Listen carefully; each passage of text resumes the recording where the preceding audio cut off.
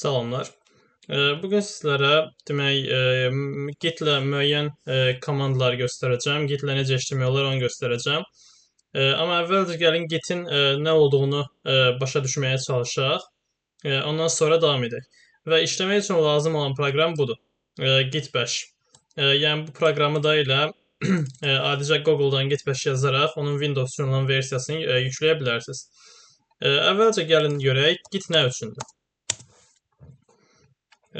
Demək, burada görürük. Git-in qurucusu elə məhz Linux-un qurucusu olan Linus Torvalds'dır. Yəni hansı ki, yaradıcısı eyni adamdır və Git version kontrol sistemidir. Yəni ki, versiya kontrol sistemidir və buradan ətraflı oxuya bilərsiniz. Gördüyünüz kimi Linus Torvalds tərəfindən yaradılıb və open source-dur.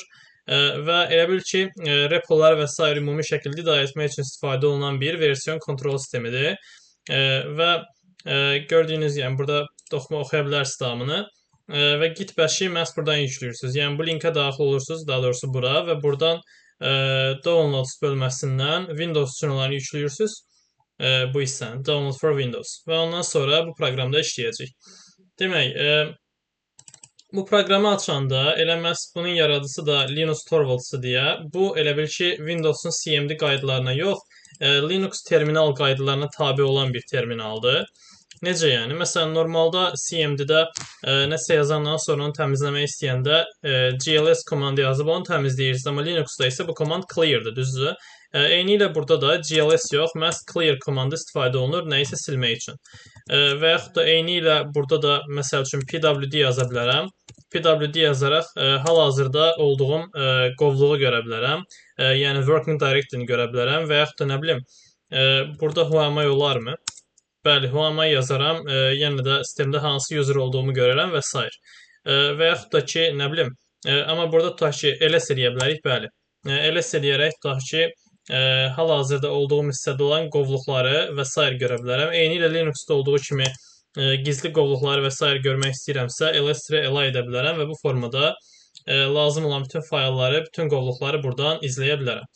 İndi mən sizə Git-lə bağlı müəyyən şeylər öyrədəcəm. Demək, Git-lə bağlı anlayışları başa düşmək üçün ilk öncə bizim 3 dənə əsas anlayışı öyrənməyimiz lazımdır. Bunlar nələrdir? Demək, bunlardan birincisi qəbul olunur working directory. İkincisi qəbul olunur index staging və üçüncüsü isə adlandırılır deməli local repository. Demək, ilk öncə biz working directory-dən danışacaq. Məsələn, belə deyim də, ümumiyyətlə Git-i hardasa başlatmaq üçün biz bir dənə deyək ki, əvvəlcə bir dənə qovluq yaradaq. Eyni ilə Linux-da olduğu üçün burada da qovluğu mkdir komandı ilə yaradırıq. Mkdir məsəl üçün deyirəm ki, nə bilim, lesson, lesson 1, lesson olsun, mkdir lesson. Bunu yaratdıq və indi eyni ilə Linux-da olduğu kimi cd lesson-la bu qovluğun içinə daxil oluram. Burada Git-in initialize olub olmadığını öyrənmək üçün ilk istifadə edəcəyimiz komand olmalıdır bizim git status. Git status bu qovluq daxilində, bu sistem daxilində bizə Git-in işləyib işləmədiyini göstərən komanddır. Gördüyümüz kimi ekranda bizə fatal error qaytarır, yəni not a git repository. Bu nəyə əsasən yoxlayır? Bu deməkdir ki, burada Git initialize olunmayıb, yəni başladılmayıb. Ona görə burada yazmalıyıq Git-i başlatmaq üçün git init. Tamam, artıq biz git status yazanda bayaqçını vermir. Gördüyümüz kimi on branch master verir. Sadəcə hələ yeni bir commitimiz yoxdur deyə belə bir şey qaytarır. Yəni bayaqçı kimi belə error qaytarmır. İndi mən burada ls-ela eləsəm, gördüyümüz kimi bizdə .git adlı bir dənə gizli folder yaranıb.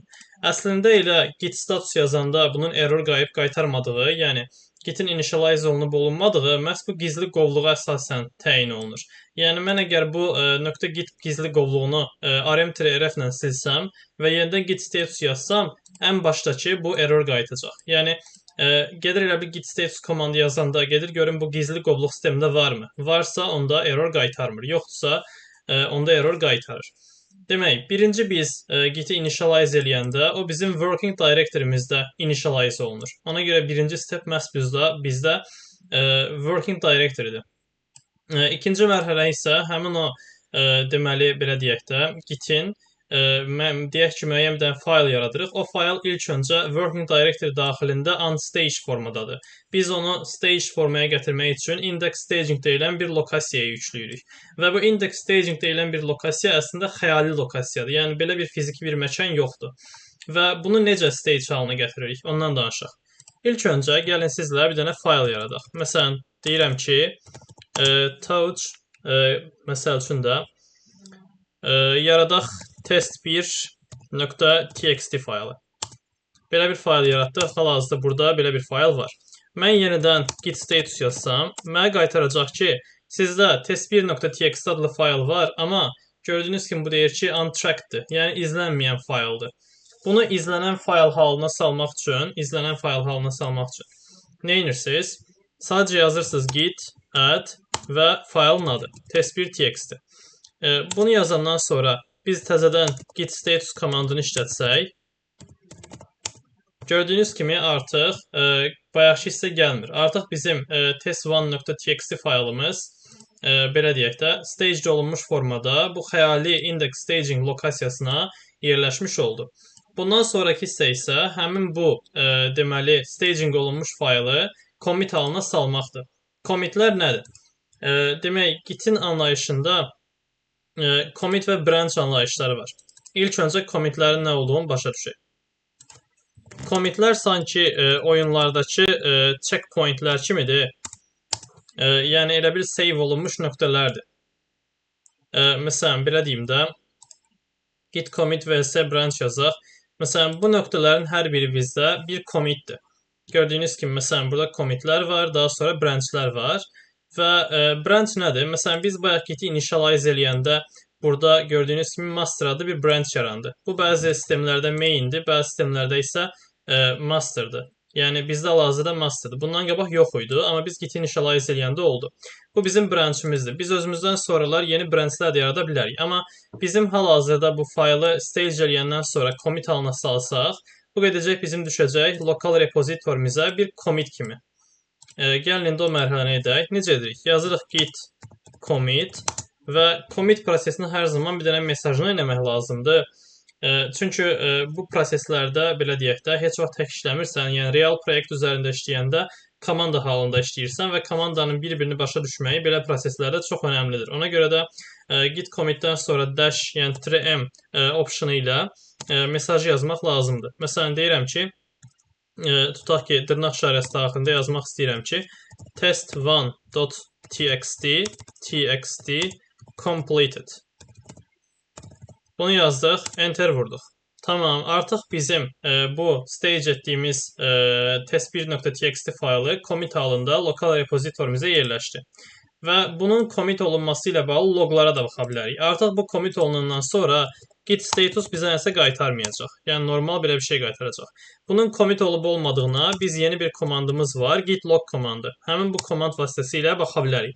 Gördüyümüz kimi bu komandı yazanda həmin commit olunmuş faylın commit ID-si yazılır və daha sonra müəllifi yazılır və onun commit olunma tarixi yazılır. Həmçinin də commit zamanı istifadə etdiyimiz mesaj yazılır. Və bu head anlayışı nədir? Head anlayışı elə bil ki, sonuncu yerinə yetirdiyimiz commit üzərində olur. Yəni, məsələn, mənim hal-hazırda sonuncu yerinə yetirdiyim commit budur. Bundan əvvəl commit yerinə yetirməmişəm. Ona görə də məndə head master branch üzərində bu commit üzərində işləyir. Daha sonra, məsələn, bu hal-hazırda bizim lokal repozitorimizdir, düzdür? Mən, məsələn, bunu daha sonra remote repozitoriyə yerləşdirə bilərəm. Məsələn, ən məşhur remote repozitorlardan biri də hamımızın yaxşı bildiyi GitHub platformasıdır. Yəni, hansı ki, remote repozitori kimi qəbul olunur. İndi, burada nədən danışmaq istəyirəm sizə? Deyək ki, belə bir şey eləyək də. İndi branchlərin yaradılmasından danışım, daha yaxşı başa düşək. Əvvəlcə, bizim sistemdə neçə dənə branchimizin olduğunu yoxlamaq üçün bir dənə komandımız var, yazırıq git branch. Bu komand vasitəsilə hal-hazırda hansı branchdə olduğumuza baxa bilərik. Gördüyümüz kimi hal-hazırda sadəcə bir dənə branchimiz var, o da master branchidir və onun içindəyik. Yeni branch yaratmaq üçün yazırıq git branch və deyək ki, mən kiber təhlükəsizlik haqqında elektron bir kitab yazıram və onun müəyyən branchləri, müəyyən chapterları var. Və məsələn, birinci chapterın adı olsun, tutaq ki, git branch network məsəl üçün. Belə bir branchimiz yarandı. İkinci məsəl üçün hissəsi olsun git branch, nə bilim, olsun sistem. Sistem security, məsələn belə bir şey olsun. Tamam. Hə, bunu belə qəbul eləmir. Onda git məsəl üçün branch, elə yazıram sistem. Tamam. Sonra nə bilim, bir dənə də branch yaradıram, adını qoyuram, tutaq ki, git branch web və s. Artıq məndə master branchından əlavə 3 dənə branchım var. Gördüyünüz kimi network, sistem və web. Üçü də burada görsənir. Amma qabağında ulduz işarəsi olan və yaşıl rəngdə olan branch bizim hal-hazırda içində olduğumuz branchdır. İndi mən bu branchləri harda yaratmışam, orada sizə göstərim. Bura daxil oluram. Baxın, buradadır. Demək, biz proqramın adını nə qoymuşuq? Lesson qoymuşuq da. This PC-də burada demək users'ın içində lesson adlı bir qovluğumuz olmalıdır və buradadır. Və bunun daxilində bayaq yaratdığımız test1 burada görsənir, düzdür? Mən nə edə bilərəm? İlk öncə branchləri görmək üçün belə bir şey edə bilərik. Hal-hazırda master branchindəyik və biz master branchində test1.txt-ni yaratmışıq, düzdür? Branchlar arasında necə keçid eləmək olar? Bunun üçün komandımız git switch-dir. Git switch yazıb, məsəl üçün mən network branchına keçmək istəyirəm. Və təzədən mən burada git branch yazsam, görərəm ki, artıq master branchində yox, network branchindəyəm. Burada switch komandası yerinə köhnə bir komand da var idi, checkout komandı. Yəni o da məhz bu məqsəd üçün istifadə olunurdu, amma switch daha yenidir, hal-hazırda bundan daha çox istifadə olunur. Mən burada network branchına keçən kimi bu yaratdığım test1.txt faylı burada görsənməyəcək. Səhifəni yeniləsək əgər, bir dəqiqə. Hə, yox, burada görsənir. Demək, nə zaman görsənməz? Belə deyim də. Test1.txt faylı burada var. Hə, tamam. Belə eləyək. Məsələn, network daxilində hal-hazırda mən git log yazsam, heç nə yoxdur. Var daha doğrusu. Bayaq yaratdığımız var da, düzdür? Çünki network bir növ master branchın içindədir. Amma yəni, məsələn, bunun içində hələ biz bir dənə test1.txt faylını yaratmışıq, deyək ki. Deyək, burada yeni bir fayl yaratmaq istəyirəm. Touch test2.txt faylı. Və daha sonra yenə də eyni prosesləri buna edirəm. Yəni index stagingə salıram və bu arada git addan sonra faylın adını yazmaq istəmirsə, nöqtə işarəsi qoysaz, onu yenə əd eləyəcək. Və daha sonra git commit yazıram. -m olaraq da mesajı qeyd edirəm. Məsələn, test2.txt completed yazıram məsəl üçün. Və indi mən git log çalışırsam, bu dəfə 2 logun olduğunu görəcəm. Biri bayaqki master branch'in daxilində yaradılandır. Biri isə indi yaratdığımızdır. Gördüyümüz kimi bu dəfə head bizdə son yaratdığımız network branch'in içindəki commitə keçmiş oldu. Belə yəni. Və mən burada həmin bu fayla daxil olsam, bunu demək istəyirdim. Baxın, network branch'i şeyin içində yaradılıbdır ya, master branch'in içində yaradılıbdır ya, mən hal-hazırda network branch'ində olanda test1-i də görürəm, test2-yi də görürəm. Amma mən nə zaman ki branch'i dəyişsəm, git switch, məsəl üçün deyirəm ki, master yazsam və həmin bu hissəyə gəlsəm, gördüyümüz kimi test2 artıq yoxdur. Yəni, bunu demək istəyirdim. Növbəti nə edə bilərik? Məsələn, mən təzədən bunu dəyişim. Gəlirəm network'a. Və burada dedik ki, bir dənə nəyimiz var? Test2.txt-ni yaratdıq. Amma mən indi dəyişmək istəyirəm də, deyək ki. Gəlirəm bura və burada test2.txt-i daxil oluram. İçi boşdur. Məsələn, müəyyən random şeylər yazıram. Ctrl-S ilə save edirəm və çıxıram. Çıxandan sonra mən burada yenidən git status yazanda mən bunun tərkibini dəyişmişəm deyə bu yenə bizə verəcək ki, unstaged file. Yəni, modified olunduğuna görə bu deyir ki, bunu sən yenidən index stagingə və local repo'ya salmalısan. Və yaxud da ki, git restore file optionu ilə bunun tərkibini restore eləyə bilərsən. Yəni, yazdığımız simvolları silə bilərsən. Mən yenə də git add yazıram. Yenidən əlavə etsin deyirəm bunu index stagingə və daha sonra git commit-lə yeni bir mesaj verirəm ki, məsəl üçün mən bu real proyektlərdə çox istifadə olunur. Məsələn, müəyyən bir kodu yazmışsınız proqramın müəyyən bir hissəsində, amma bir şey yazmaq yadınızdan çıxıb, o faylı silmək yerinə gedib elə bil onu modify edirsiniz və onu yenə commitləmək lazımdır da. Bu dəfə commitləyəndə tutaq ki, mesajı dəyişirsiniz. Bayaq completed yazmışdıq. Bu dəfə yazıram, məsələn, test2.txt modified. Yəni, bunu oxuyan oxucu da rahat başa düşə bilir də, burada nə baş verir.